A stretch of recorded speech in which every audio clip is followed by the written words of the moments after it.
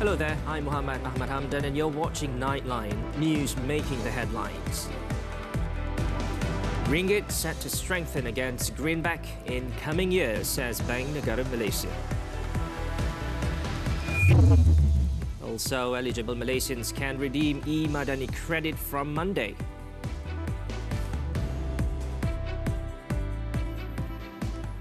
Good morning. We begin with this headlining story. Regional currencies, including the ringgit, are expected to do better against the US dollar in the coming year, backed by news and indicators that the US federal funds rate is possibly close to a peak. Bank Negara Malaysia Deputy Governor Adnan Zahid said Malaysia's fundamentals are also looking positive, with the government's announcements on various development projects related to infrastructure, energy transition and the new Industrial Master Plan NIMP 2030. However, Adnan Zailani said BNM will continue to monitor and take appropriate actions in the market and continue to work with the financial industry to understand the need for a balanced narrative. He said sensationalizing biased coverage introduces fear, and the media has the responsibility and power to ensure public confidence and trust, because the public is susceptible to psychology anchoring. After 11 increases since March 2022, the benchmark Fed rate is now between 5.25% and 5.5%. On the government's effort to reduce ringgit volatility, Adnan Zailani said this stems from BNM's mandate and initiatives that have been taken over the past year. He also expects more news flow in the coming quarters on foreign direct investments in the country. Meanwhile, an economist anticipates the ringgit to strengthen slightly against the US dollar until the end of 2023, given the recent improvement of the situation in the Middle East, with the truce occurring between Israel and Hamas, albeit briefly. However, he cautioned that the strength of the local currency next year would be heavily influenced by several factors. If global conditions are favorable, there might be a chance for the ringgit to strengthen against the US dollar. However, if severe negative external macroeconomic shocks affect the country, the ringgit may depreciate further against the US dollar. If the global economy continue to be uncertain or enters a recession, if interest rates differences between Malaysia and the US widens, and if commodity prices like CPO and crude oil drops, the ringgit will also likely depreciate if the political stability in the country decreases. Moving on, eligible Malaysians can redeem the 100 ringgit Emadani credit from 8 a.m. on Monday until 11:59 p.m. on February 20th next year. As of 5 p.m., more than 7 million applications have been received. The Finance Ministry, MOF, said that although there were technical issues at the beginning of the launch, registration has been successfully handled and is functioning normally again. Recipients who have met the eligibility criteria and passed the verification process will receive the 100 ringgit within 1 to 5 days from the date of application. The credit may be used only for physical purchases via the participating e-wallets at 1.8 million retailers and businesses nationwide. Earlier, the MOF also advised members of the public to be cautious of offers by irresponsible parties providing cash-out or peer-to-peer transfers of Emadani credit. Thank you. Datuk Seri Ahmad Zahid Hamidi has brushed aside speculation that he was resigning as Deputy Prime Minister due to rumours that he is suffering from health complications. Ahmad Zahid acknowledged having prostate surgery last month but insisted that he has fully recovered. Saya sendiri pun tak tahu yang saya akan melakukan perkara itu. Dan saya memang ada menjalani prosedur pembedahan prostat. Ya. Semua orang lelaki ada prostat. Ya. Yang di depan ini juga mungkin ada, mungkin. Ya. Sama ada besar atau kecil. Ya. Tapi janganlah buat spekulasi yang macam-macam. Ya. Jadi alhamdulillah saya sihat. He was met by reporters after launching the Polytechnic Transformation 2023-2030 in Putrajaya on Monday. Last Friday, Ahmad Zahid returned to duty by attending a cabinet meeting chaired by Prime Minister Datuk Seri Anwar Ibrahim after a period of rest after undergoing the surgery recently. Now, the government has hinted at a salary increase for civil servants next year as one of its emphases to boost the country's economy. Communications and Digital Minister Fahmi Fazil said this is among the good news that awaits public servants and government retirees in 2024. Fahmi, who is also the Unity Government spokesperson, said it would also involve pensioners and would be announced by either the Prime Minister or the Chief Secretary to the government. He explained that the government has also approved the white paper on progressive wage policy for workers in the private sector. Fahmi said with the country's economic growth, in addition to investments made this year, various works will begin next year. Despite challenges that may arise, Fahmi said he was positive that it will not hinder with the work process of implementation. Maknanya, kalau saya tak faham, ada urusan berkait. Oh, baby belum makan? Belum. Oh gosh, we forgot to have lunch. The Home Ministry has yet to receive a request from the Health Ministry to execute strict border control measures despite claims of the rise in COVID-19 cases. Home Minister Datuk Seri Saifuddin Nasution Ismail said despite the leeway provided by Putrajaya through the recently announced visa liberalisation program, the government will not compromise on the issue of safety. KDN kami akan berpandukan kepada Kementerian Kesihatan Malaysia. Dan sehingga soalan ditanya sebentar tadi, saya belum mendapat sebarang update, warning ke langkah jaga-jaga ke daripada Kementerian Kesihatan. Dan sehingga itu berlaku, program liberalisasi ini berjalan seperti mana yang kita umum dan kita rancang. Commenting further on the visa liberalisation program, Saifuddin said the Malaysia Digital Arrival Card, MDAC, would ensure that the government can keep track of the tourists in the country to ensure that they abide by the rules regulated under the program. Last week, it was reported that the Immigration Department will establish a special task force to monitor the departure of tourists from China and India to be conducted on the last date of the 30-day permissible stay period in Malaysia. Saifuddin said it was part of the government's efforts to strengthen security measures as the government prepares to launch activities under the visa liberalisation plan with surveillance reports issued on a regular basis.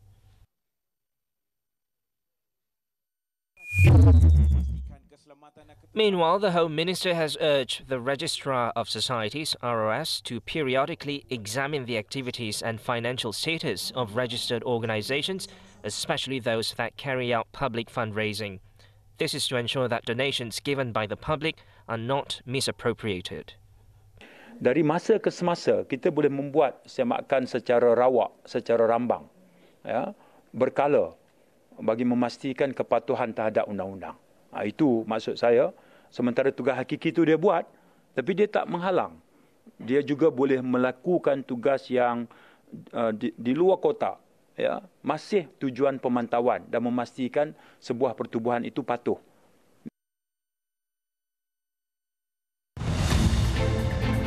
Mencerakin nilai utama, keterbukaan dalam melengkapi rakyat, memantap modal insan seiring deras pembangunan, menyerlah potensi negara di kancah dunia. Saksikan wawancara khas setahun bersama Kerajaan Madani di Wikrama Perdana Menteri. Selasa 9 malam di TV3 atau stream langsung HD di Tonton. Bau tu memang bau busuk. Daripada tingkat bawah, kita buka pintu kereta, kita dah boleh bau dah. Bau. Mangsa dipercayai dibunuh di tempat lain sebelum dikerat 15 bahagian. Dia orang pun macam tak percaya kejadian jenayah berlaku di kawasan kejiranan Berewang. Hanya orang yang tidak berhati perut akan memotong badan seseorang sehingga 15 bahagian. Polytechnics will be the key players for technical and vocational education and training (TVET) under the Polytechnic Transformation 2023-2030. In his speech when launching the 2023-2030 Polytechnic Transformation in Putrajaya on Monday, Deputy Prime Minister Dr. Sri Ahmad Zahid Hamidi said the transformation was a systematic and direct effort to strengthen the marketability of polytechnic graduates. Masih ini merupakan satu proses pengoptimuman bakat atau talent, potensi serta peluang negara untuk menjadi maju dan berdaya saing melalui lapangan TVET ini. Kita mahu membuka ruang untuk penyertaan dan penglibatan pihak industri, pusat kecemerlangan dan penyelidikan untuk menjadi sebahagian daripada pemacu aktif dalam pendidikan tinggi. The 2023-2030 Polytechnic Transformation Framework under the Ministry of Higher Education formulates 4 goals, 3 strategic reform initiatives, 13 critical reform agendas and 18 strategic objectives. Ahmad Zahid expressed the need to realize the transformation of the polytechnics because of the challenges of the 21st century, such as the wave of the Industrial Revolution, IR 4.0, the use of the Internet of Things, artificial intelligence, AI, digitalization, and disruptive technology. Malaysia and Vietnam have strengthened their bilateral ties in defence cooperation through a bilateral meeting and the renewal of a Memorandum of Understanding MOU. The Defence Ministry said both countries have renewed the MOU on defence cooperation, which expired in 2018, a significant milestone in reinvigorating the defence ties between Malaysia and Vietnam. The MOU was signed during Malaysian Defence Minister Dr. Sri Muhammad Hassan's 2-day working visit to Vietnam, which began on Monday at the invitation of his counterpart, Vietnam's Minister of National Defence, General Phan Van Giang. Both ministers also conducted a bilateral meeting on defence cooperation, which focused on enhancing military cooperation, fostering collaboration in the defence industry, and formation of strategic defence dialogue between the two ministries. During the meeting, Muhammed, among others, also highlighted the significance of diplomatic engagement in addressing contemporary challenges and reaffirmed Malaysia's dedication to maintaining regional peace and security. Meanwhile, Muhammed also made a courtesy call on Vietnam Prime Minister Pham Minh Chinh and discussed matters of national importance concerning both countries, which focused on maritime security. Now, home is where one expects to be most comfortable, but not if you live in a tiny partitioned cubicle. Now, these confined living spaces are sparking all kinds of ethical and legal debates. What do lawmakers and home buyers have to say about them? FMT's Natasha Buse and Tan Ching Tung find out. Kuala Lumpur's skyline is littered with some magnificent skyscrapers, but a stark new reality has been uncovered hidden among them. Rising rental rates have forced many Malaysians to rent capsule-sized rooms on the upper floors of shop lots in the city. The problem is that these partitioned rooms are just big enough to fit a single-sized mattress. The living environment is less than ideal. It is small, cramped, dirty, enclosed, uncomfortable, and emits an unbearable stench. And these illegal premises have caught the attention of Local Government Development Minister Nga Khor Meng. Nga recently led an operation that raided a shop house in Taman Maluri, Cheras, to find it had been renovated to house 38 of these tiny rooms illegally. Building these partitioned rooms is extremely immoral and inhumane. It also violates existing rules and regulations. According to the Street Drainage and Building Act 1974 and the Fire Services Act 1988, these practices, in fact, are illegal. If the premise owner does not cooperate with the authorities, they will be taken to court. They could be jailed upon conviction. And Nga is right. Lawyer Bastian Paez Vendargan says there are procedures building owners must follow before making changes to their inner layout of their properties. From what we see, there doesn't seem to have been any kind of approval, but I can't see how approval could have even been given if there had been an application for planning permission. Apart from being illegal, these premises pose multiple safety risks. First of all, it is a fire hazard. These rooms do not have an escape route. There are no living rooms. The cramped space and feelings of being trapped will increase stress levels and anxiety. But those who do turn to these rooms often have no other choice and are desperate for a roof over their heads. Rent for a single bedroom in Kuala Lumpur these days typically ranges between 800 ringgit to 2,000 ringgit per month. That makes the rental rate for these capsule-sized rooms, which can be as low as 300 ringgit per month, for want of a better word, attractive to some. Living costs in big cities can be suffocating, and I can understand why they have to reside in these tiny rooms to juggle heavy living expenses. And when there are desperate people, there will always be someone to take advantage of the situation. At the end of the day, it's just basically pure greed, not taking into consideration human factor as well as safety factor. So whose responsibility is it to hold these landlords accountable? Experts point to the local government. All local councils should, in fact, look into this area about ensuring that everybody toe the line. If it was brought to the attention of the local authority and they've got enforcement unit, they could have taken action. But should the authorities also help ensure there is proper and reasonably priced alternative accommodation for the unfortunate dwellers of these makeshift units? Natasha Bust and Tan Chin Tong, FMT for Nightline. Indonesia's Mount Marapi eruption leaves 11 dead. News from the foreign front when we return.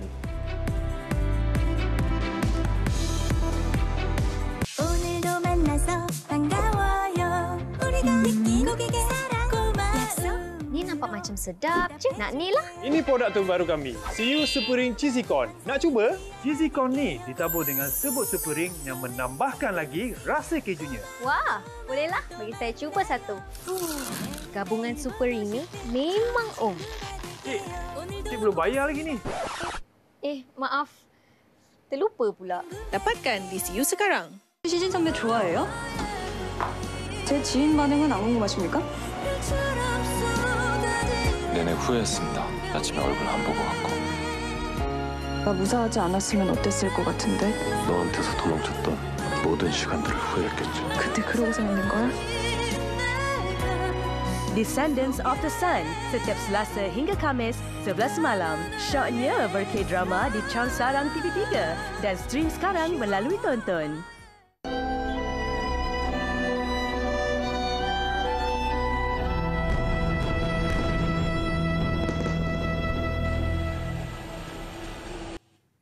Welcome back. Hospitals in Gaza have been inundated with floods of dead bodies as Zionist airstrikes continue for a fourth consecutive day following the collapse of a truce, leaving medical facilities overwhelmed and incapacitated. Gaza's Health Ministry Director General Munir al-Burj expressed the dire situation, stating that hospitals can no longer offer any kind of help after medical equipment was destroyed by the Zionist regime. He further highlighted the imminent power outage at Kamal Adwan Hospital in northern Gaza, indicating a critical shortage of essential resources. Meanwhile, the escalation of Zionist military movements towards Khan Yunis from the east has further compounded the crisis in the West Bank. Tanks and armoured vehicles advancing along the eastern side of Salah al-Din Highway have split Khan Yunis, prompting the regime to issue evacuation orders to residents in a coercive manner.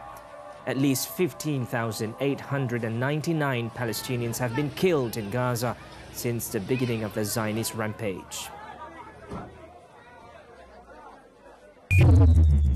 The last operating hospitals in Gaza are facing increasing challenges, such as lack of medics and materials, as the temporary relief in the enclave came to an end with the termination of the ceasefire agreement. A doctor in Al-Awad Hospital, Muhammed said that with more and more injured people flooding in, the medical centers are already operating beyond its capacity. من أهمها هو قلة الكادر الطبي الموجود، فنحن نعمل بطريق تخدير واحد وطريق عظام واحد، وهناك أيضا بعض التحديات في المواد وفي الأجهزة التثبيت الخارجية للمرضى.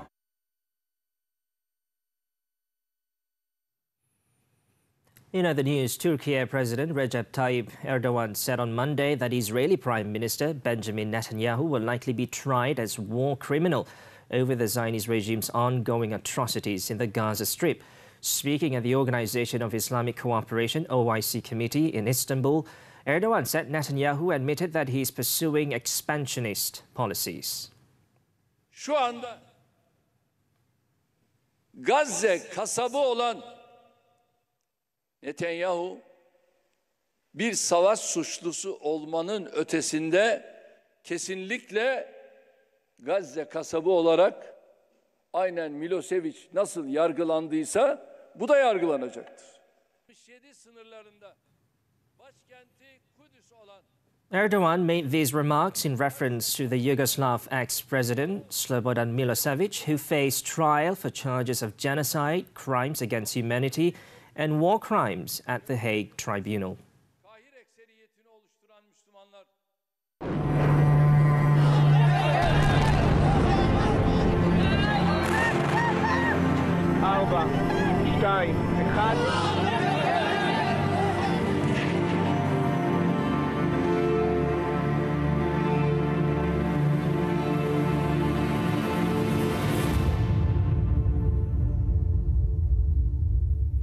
Eleven climbers were found dead in Indonesia on Monday following the eruption of the Marapi volcano in West Sumatra, as a search to find 12 more missing was temporarily halted over safety concerns. Spokesperson for the search and rescue team, Jody Haryawan, said 3 survivors were found along with the bodies of the 11 climbers. However, he added it would be too dangerous to continue searching while the volcano was erupting. A total of 75 people were in the area when the volcano in West Sumatra erupted on Sunday, with authorities having raised the alert to the second highest level and prohibiting residents from going within 3 kilometers of the crater.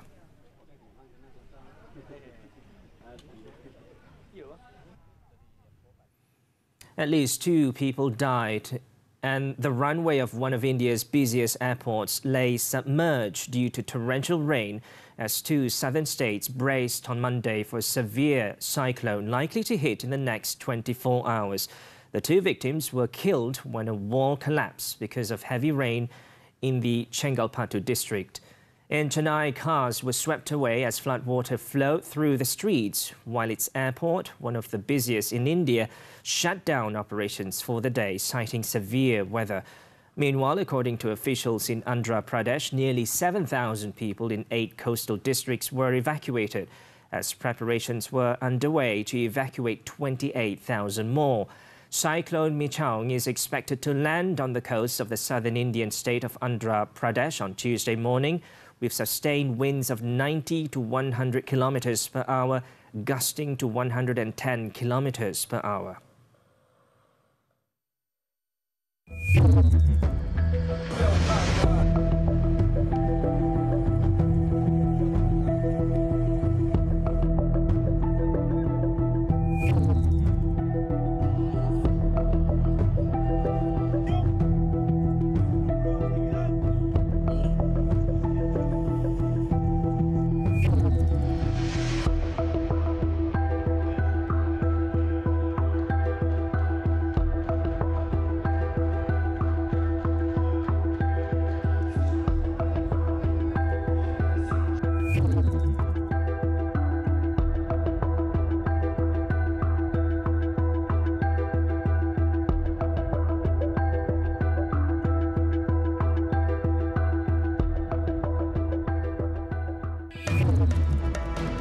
Bayer Leverkusen remain unbeaten and are still at the top of Bundesliga. Sports after this breather.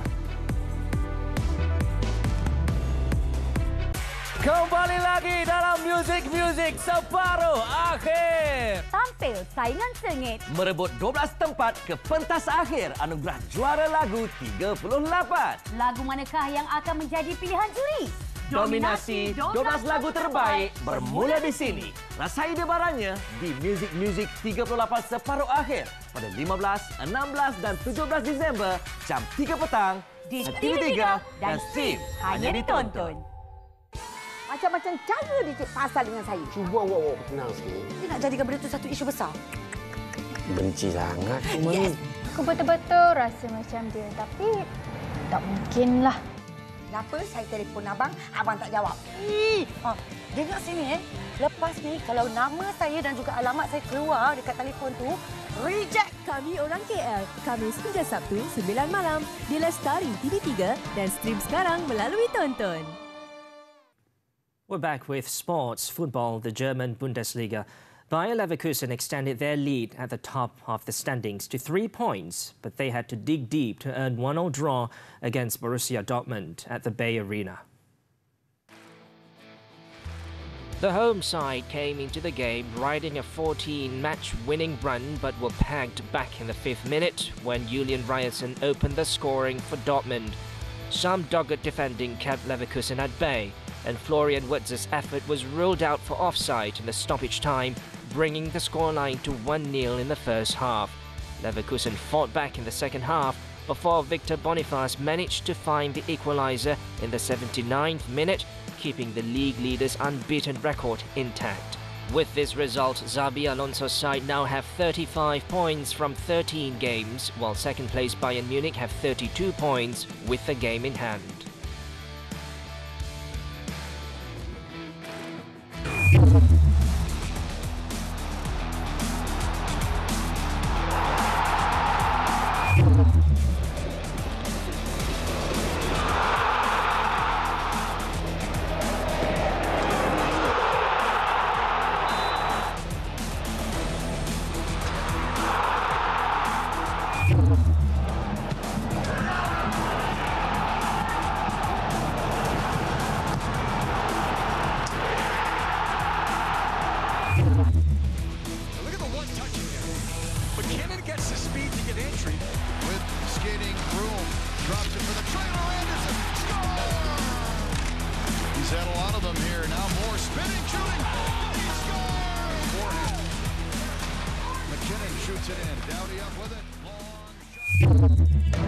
When we return, woman's body found buried in cement. Don't go away.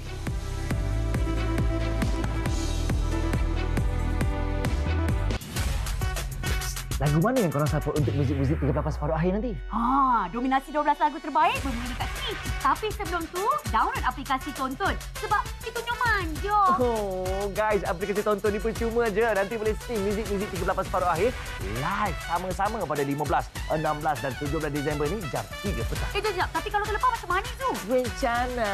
Kalau terlepas boleh tengok banyak kali dekat aplikasi Tonton. Apa lagi? Download aplikasi Tonton sekarang. Bau tu memang bau busuk. Daripada tingkat bawah, kita buka pintu kereta, kita dah boleh bau dah. Bau ni. Mangsa dipercayai dibunuh di tempat lain sebelum dikerat 15 bahagian. Dia orang pun macam tak percaya kejadian jenayah berlaku di kawasan kejiranan Berewang. Hanya orang yang tidak berhati perut akan memotong badan seseorang sehingga 15 bahagian. Welcome back. Residents around Kampung Pendamar in Pandamaran, Kelang were shocked when the body of a woman was found buried in cement in the bathroom of a rental house in the area. The body, believed to be of a foreign woman, was found during property renovations initiated by the homeowner. Initial investigation revealed that the previous occupants, 2 foreign men, had vacated the premises in October. Following their departure, the 66-year-old homeowner conducted a thorough inspection of the house and noticed an unaccounted-for layer of cement within the bathroom. Upon inquiry, the previous tenants claimed to have used the cement as a means to address a rat infestation issue in the bathroom. Unsuspecting of any foul play, the homeowner subsequently enlists foreign construction workers to refurbish the property, who made an unsettling discovery: the victim's body encased in cement. Authorities were informed of the incident and firefighters helped break the cement to remove the body. Meanwhile, Selangor Police Chief Datuk Hussein Omar Khan confirmed the discovery of the body and said the case is being investigated under Section 302 of the Penal Code. And lastly, in Terengganu, a labourer stands accused of causing the death of his friend last November 19th. The accused, 39-year-old alias Mokhtar, however, pleaded not guilty after the charges against him were read before Judge Nuriyah Osman. He was charged for allegedly causing the death of 45-year-old Cik Marzuki Cik Daud at a house in Kampung Gelugo, Kedai, Kuala Terengganu at 8:30 p.m. Previously, he was detained along with 3 other suspects, aged between 35 and 50, following suspicions regarding their involvement in the demise of the victim. The victim's body was found with signs of injuries and bruises by their friend the next day. However, the 3 other suspects were released on police bail. The court did not allow bail for the accused and set January 1st for next mention.